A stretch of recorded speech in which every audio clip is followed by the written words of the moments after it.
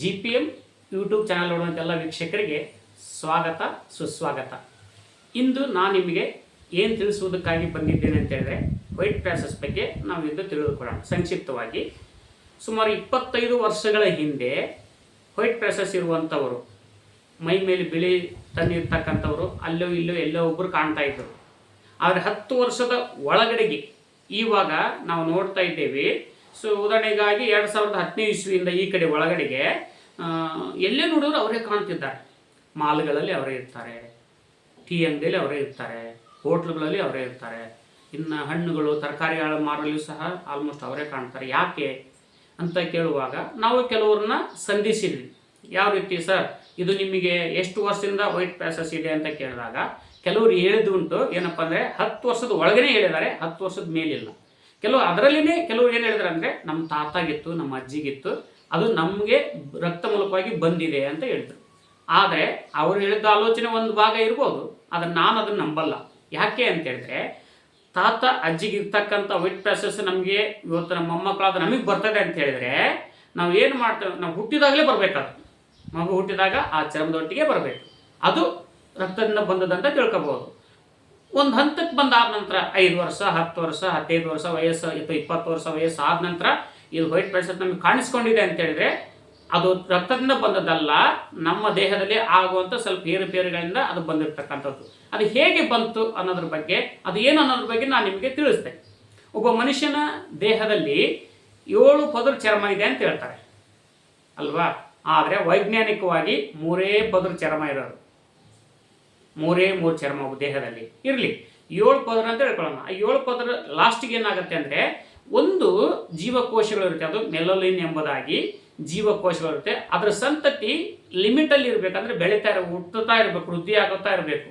ಅವಾಗ ಏನಾಗುತ್ತೆ ಅಂದರೆ ಅದು ಹೆಚ್ಚಿಗೆ ಆತಪ್ಪ ಅಂದರೆ ಮನುಷ್ಯನ ಕಪ್ಪು ಚರ್ಮ ಬರ್ತದೆ. ಅದು ಕಮ್ಮಿ ಆಯ್ತಪ್ಪ ಅಂತ ಹೇಳಿದ್ರೆ ಅದರ ಸಂತತಿ ಪಾಯಿಂಟ್ಗಿಂತ ಕಮ್ಮಿ ಆಯ್ತಾ ಬಂದರೆ ವೈಟ್ ಪ್ಯಾಸಸ್ ಕಾಣ್ತಾ ಬರುತ್ತೆ ಬಿಳಿ ಮನುಷ್ಯ.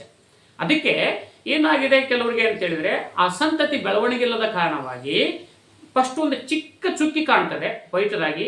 ಕೆಲವರಿಗೆ ಅದು ಕಡ್ತಾ ಬರುತ್ತೆ, ಕೆರ್ಕೊಂಡ್ಬಿಡ್ತಾರೆ, ಆಮೇಲೆ ಉರಿ ಸ್ಟಾರ್ಟ್ ಆಗುತ್ತೆ. ಕೆಲವ್ರಿಗೆ ಯಾವ ಕಡ್ತಾನೆ ಇಲ್ಲ, ಏನಿಲ್ಲ, ದಿನಕ್ಕೆ ಸ್ಪ್ರೆಡ್ ಹಾಕಿದ್ರೆ ಪೂರ್ತಿ ಬಾಡಿನೇ ಬೆಳ್ಳಗಾಗಿಬಿಟ್ಟಿದೆ. ಅವ್ರನ್ನ ಕೇಳುವಾಗ ಅವ್ರು ಹೇಳ್ತಾರೆ, ಚಿಕ್ಕದಾಗಿತ್ತು ಸರ್ ಇದು ಮೊದಲು, ಆದರೆ ಬೆಳೀತಾ ದೊಡ್ಡದಾಯಿತು, ನಾವು ಆಸ್ಪತ್ರೆಗಳಿಗೆ ತೋರಿಸಿದ್ವಿ, ಎಲ್ಲ ಕಡೆಗೆ ಹೋದರೂ ಸಹ ಏನು ಪ್ರಯೋಜನ ಆಗಿಲ್ಲ, ಬಿಟ್ಬಿಟ್ಟಿದ್ದೇವೆ ನಾವೀಗ ಅಂತ ಹೇಳ್ತಾರೆ. ಆದರೆ ಈ ಸಂತತಿ ವೃದ್ಧಿ ಆಗುವುದಕ್ಕೆ ಕೆಲವು ಮನೆಮದ್ದುಗಳನ್ನು ಇವತ್ತು ನಾನು ನಿಮ್ಗೆ ಹೇಳಕ್ಕೆ ಇಷ್ಟಪಡ್ತೇನೆ. ಹೇಗೆ ಆ ವೈಟ್ ಚರ್ಮನೂ ಸಹ ಮತ್ತೆ ನಮ್ಮ ಚರ್ಮಕ್ಕೆ ಬರ್ಬೋದು. ಹುಟ್ಟಿದ ಚರ್ಮ ಇತ್ತಲ್ಲ ಆ ಚರ್ಮಕ್ಕೆ ಬರ್ಬೋದು. ಏನು ತಿನ್ಬೇಕು ಅದಕ್ಕೆ ಆ ಸಂತತಿ ವೃದ್ಧಿ ಆಗ್ಬೇಕಂತ ಹೇಳಿದ್ರೆ? ಆದರೆ ಅದು ಯಾಕೆ ಸಾಯ್ತೈತೆ ಅನ್ನೋದ್ರ ಬಗ್ಗೆ ಮತ್ತೆ ತಿಳ್ಕೊಳ್ಳೋಣ. ಈಗ ಯಾಕೆ ಅದು ಕ್ರಿಮಿ ಅದು ಉತ್ಪತ್ತಿ ಆಗ್ತಾ ಇಲ್ಲ ಅಂತ ಹೇಳಿದ್ರೆ ನಾವು ತಿನ್ನುವಂಥ ಫುಡ್ಡು ಕೆಮಿಕಲ್ ಫುಡ್ಡು, ಕಳೆನಾಶಕ ಸಿಂಪಡಿಸ್ತೀವಿ, ಔಷಧಿ ಹೊಡಿತೀವಿ. ಈಗ ಒಬ್ಬ ರೈತ ಒಂದು ತರಕಾರಿನ ಮಾರ್ಕೆಟಿಗೆ ತರೋದು 2 ದಿನ ಹಿಂದ್ಗಡೆಗೆ ಹುಳ ಹತ್ತಬಾರ್ದು ಅಂತೇಳಿ ಎಂತೆಂಥ ವಿಷಕಾರ ಪಾಯ್ಜನ್ ಹೊಡಿತಾನೆ ಅಂತ ಹೇಳಿದ್ರೆ ಅದೇನು ಮಾಡ್ತೇವೆ, ಅದನ್ನ ಹರ್ಕೊಂಬಂದು ನಾವು ಅದನ್ನು ಸರಿಯಾಗಿ ತೊಳೆಯದೆ ಅದನ್ನ ನಾವೇನು ಮಾಡ್ಬಿಡ್ತೇವೆ, ದೇಹಕ್ಕೆ ಉಪಯೋಗ ಮಾಡ್ತೇವೆ. ಅದೆಲ್ಲಿ ಹೋಗುತ್ತೆ? ಆಮೇಲೆ ಈ ಕಳೆನಾಶಕ ಸಿಂಪಡಿಸಿರ್ತಕ್ಕಂಥದ್ದು ಸಹ ಆ ಪೈರ್ ಮೂಲಕವಾಗಿ ನಮ್ಮ ದೇಹಕ್ಕೆ ಸೇರ್ತಾ ಇದೆ. ಹೀಗಿರುವಾಗ ಆ ಸಂತತಿ ವೃದ್ಧಿ ಆಗೋದಕ್ಕೆ ಅಥವಾ ಬೆಳವಣಿಗೆ ಆಗೋದಕ್ಕೆ ಬಿಡ್ತಾ ಇಲ್ಲ. ಅದಕ್ಕೆ ವೈಟ್ ಪ್ಯಾಸಸ್ ಜಾಸ್ತಿಯಾಗಿ ಕಾಣ್ತಾ ಇದೆ. ಅದು ಕಮ್ಮಿ ಆಗೋದಕ್ಕೆ ಏನು ಮಾಡ್ಬೇಕಂತ ಹೇಳಿದ್ರೆ ಹಣ್ಣುಗಳು ತಿನ್ನಬೇಕು. ಎಂಥ ಹಣ್ಣು ತಿನ್ನಬೇಕು? ಒಳ್ಳೆ ಹಣ್ಣುಗಳನ್ನು ತಿನ್ನಬೇಕು. ಹಣ್ಣುಗಳನ್ನು ತಿಂತಾ ಬಂದರೆ ಅದರ ಸಂತತಿ ವೃದ್ಧಿ ಆಯ್ಕೆ ಬರುತ್ತೆ. ಈಗ ನಾವು ಕಳೆನಾಶಕ ಆಗಲಿ ಔಷಧಿ ಆಗಲಿ ತರಕಾರಿಗೆ ಸಿಂಪಡಿಸ್ತೇವೆ ವಿನಃ ದೊಡ್ಡ ಮರಗಳಿಗೆ ಸಿಂಪಡಿಸಲ್ಲ. ಅದಕ್ಕೋಸ್ಕರ ಏನಪ್ಪ ಅಂತ ಹೇಳಿದ್ರೆ ಈಗ ನಾವೇನು ಮಾಡಬೇಕು, ಮರಗಳಲ್ಲಿ ಬೆಳೆಯುವಂಥ ಚೆನ್ನಾಗಿರೋ ಹಣ್ಣನ್ನು ನಾವು ಹರ್ಕೊಂಬಂದು ಮಾರ್ಕೆಟ್ ತಂದು ತಿನ್ನುವುದರಿಂದ ಈ ಸಂತತಿ ವೃದ್ಧಿ ಆಯ್ಕೆ ಬರುತ್ತೆ. ಆದರೆ ಇದಕ್ಕೆ ಕೆಲವು ಪದಾರ್ಥಗಳನ್ನು ತಿನ್ನಬಾರ್ದು. ಏನು ತಿನ್ನಬಾರ್ದು? ನಿಂಬೆಹಣ್ಣು ತಿನ್ನಬಾರ್ದು, ಆರೆಂಜು ಬರುತ್ತಲ್ಲ, ಆರೆಂಜು, ಕಿತ್ಲೆ, ಮೊಸಂಬಿ, ಹುಳಿ ಪದಾರ್ಥಗಳನ್ನು ಅವಾಯ್ಡ್ ಮಾಡಬೇಕು. ಹಾಲಿನಿಂದ ಮಾಡಿರ್ತಕ್ಕಂಥ ಪದಾರ್ಥಗಳನ್ನು ಸ್ಟಾಪ್ ಮಾಡಬೇಕು. ಬೆಣ್ಣೆ ತುಪ್ಪ ತಿನ್ನಿರಿ, ಚೆನ್ನಾಗಿ ವೃದ್ಧಿ ಆಗುತ್ತೆ. ಹಾಲಿನಿಂದ ಮಾಡಿರ್ತಕ್ಕಂಥ ಪದಾರ್ಥಗಳನ್ನು ಸ್ಟಾಪ್ ಮಾಡಬೇಕು. ನಿಂಬೆಹಣ್ಣು ಮತ್ತಂದರೆ ಈ ಹುಳಿ ಪದಾರ್ಥಗಳನ್ನು ಕಮ್ಮಿ ಮಾಡಬೇಕು. ತಿಂದೇ ಇದ್ರೂ ಒಳ್ಳೆಯದೇ, ಯಾಕಂದರೆ ಅದು ಸಹ ಇದಕ್ಕೆ ಇರೋದನ್ನೇ ಈ ಜೀವಿ ವೃದ್ಧಿ ಆಗೋದಕ್ಕೆ. ಆಮೇಲೆ ನಾವು ಚೆನ್ನಾಗಿ ಆದ ನಂತರ ಸ್ವಲ್ಪ ಸಿಂಪಲಾಗಿ ತಿಂದರೆ ಏನು ತೊಂದರೆ ಇಲ್ಲ. ಅದು ಬೆಳವಣಿಗೆ ಆಗೋವರೆಗೂ, ನಮ್ಮ ಚರ್ಮ ಬರೋವರೆಗೂ ಅದನ್ನು ಅವಾಯ್ಡ್ ಮಾಡಬೇಕು.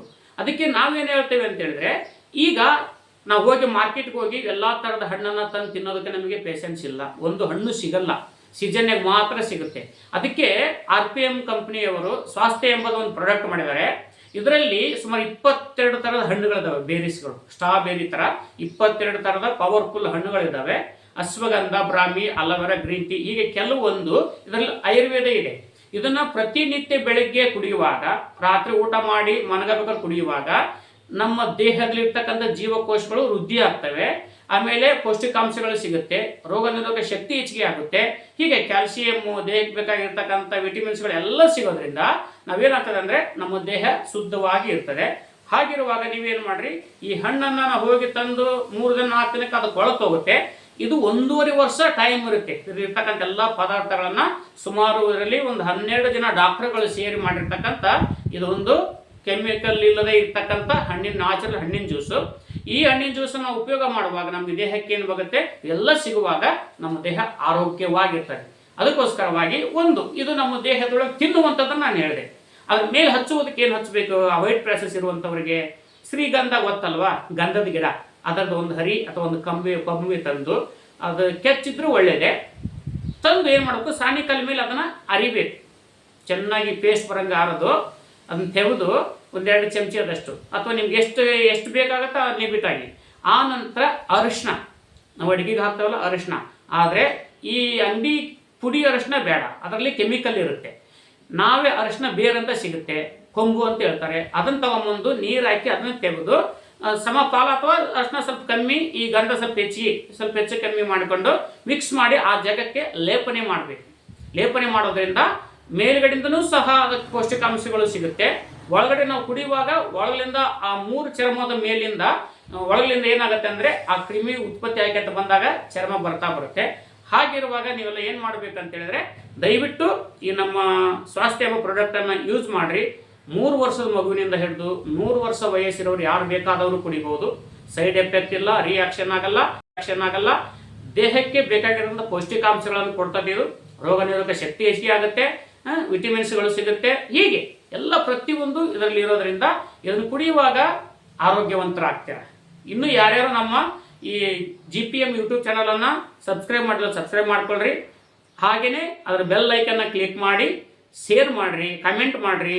ತಗೊಂಡು ಕುಡಿದು ಒಳ್ಳೆ ಕಮೆಂಟ್ ಬರೀರಿ, ನಿಮಗೇನು ಅನ್ನಿಸ್ತು ಅನ್ನೋದ್ರ ಬಗ್ಗೆ. ಅದಕ್ಕೆ ನಾವೇನು ಹೇಳ್ತೇವೆ ಕೆಲವರಿಗೆ ಅಂತ ಹೇಳಿದ್ರೆ, ನೋಡ್ರಿ ಈಗ ಏನಪ್ಪಾ ಅಂತ ಹೇಳಿದ್ರೆ, ಈಗ ಒಂದು ಉದಾಹರಣೆಗಾಗಿ ನಾನು ಏನು ಹೇಳ್ತೇನೆ ಅಂದರೆ, ತಾಯಿ ಮಗಳು ಅವರು ನಮ್ಮ ಈ ಒಂದು ಸ್ವಾಸ್ಥ್ಯ ಪ್ರಾಡಕ್ಟ್ ಕುಡಿದು ಅವ್ರ ಮೈ ಮೇಲೆ ಇರ್ತಕ್ಕಂಥ ಆ ತನ್ನು ಅಥವಾ ವೈಟ್ ಪ್ಯಾಸಸ್ ಗುಣಮುಖರಾಗಿದ್ದಾರೆ. ಅವರು ಒಂದು ಸಾಕ್ಷಿ ಹೇಳಿದ್ದಾರೆ, ಅದನ್ನ ಕೇಳಿಸ್ಕೊಳ್ರಿ. ನಾನು ಯೂಸ್ ಮಾಡಲಿಲ್ಲ, ಯಾಕಂದ್ರೆ ನನ್ನ ಮಗಳಿಗೆ ಯೂಸ್ ಮಾಡ್ತೀನಿ. ಯಾಕಂದ್ರೆ ಸ್ಕೂಲಿಗೆ ಹೋಗ್ತಾ ಇದ್ಲು, ಸ್ಕೂಲಿಗೆ ಹೋದಾಗ ಎಲ್ಲ ಹುಡುಗರು ಅಸಹ್ಯ ಮಾಡ್ತಾ ಇದ್ವು ನನ್ನ ಮಗಳಿಗೆ. ಹಂಗಾಗಿ 1 ತಿಂಗಳು ನನ್ನ ಮಗಳು ಸ್ಕೂಲಿಗೆ ಹೋಗ್ತಾ ಇರಲಿಲ್ಲ, ಅಳ್ತಾ ಇದ್ದು ಹೋಗಲ್ಲ ನಾನು ಅಂತಂದು. ಹಂಗಾಗಿ ನಾನು ಅಳ್ತಾ ನೋಡಿ ಅವಳಿಗೆ ಇದನ್ನ ಭಾಳ ಸಫರ್ ಪಟ್ಟಿದ್ದೆ. ಅವಳಿಗೆ ಫಸ್ಟ್ ಯೂಸ್ ಮಾಡಿಸಿದೆ ನಾನು RPM. ಅವಳಿಗೆ 1 ತಿಂಗಳು ನಾನು ಹೆಂಗ ಯೂಸ್ ಮಾಡಿಸ್ತಾ ಬಂದ, ಅವಳಿಗೆ ಫುಲ್ ಕಪ್ಪಾಗ್ತಾ ಬಂತು. ಯಾಕಂದ್ರೆ ಇಲ್ಲೆಲ್ಲ ಇತ್ತು, ಕಣ್ಣ ಹತ್ರ, ಇಲ್ಲಿ ಈ ಸೈಡ್, ಇಲ್ಲಿ ಆಮೇಲೆ ಕೈ ಒಳಗೆ ಸ್ವಲ್ಪ ಇದೆ, ಇದು ಫುಲ್ ಇತ್ತು, ಎಲ್ಲ ಕವರಿಂಗ್ ಆಗಿತ್ತು. ಇಲ್ಲೆಲ್ಲ ತೆರೆಲ್ಲ ಆಗಿತ್ತು, ಹಿಂದೆ 2 ಕಡೆ ಫುಲ್ ಕಾಣ್ತಾ ಇತ್ತು ಪ್ಯಾಚಸ್.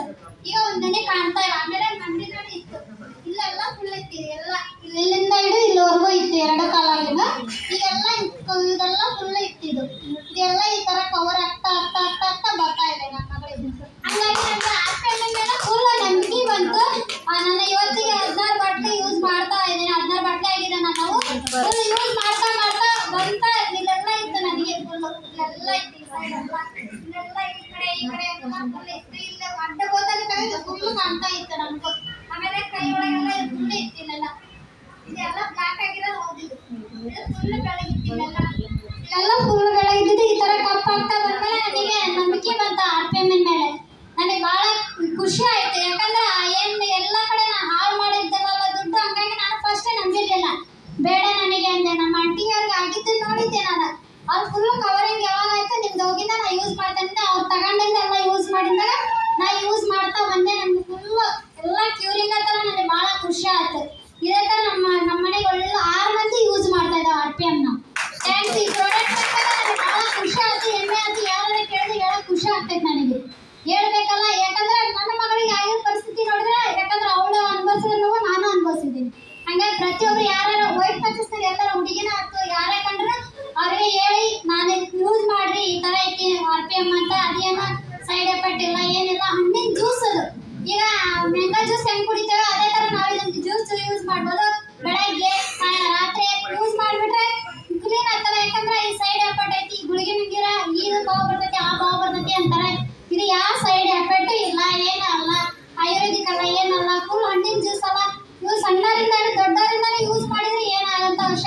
ಎಲ್ಲರೂ ಯೂಸ್ ಮಾಡ್ಬೋದು.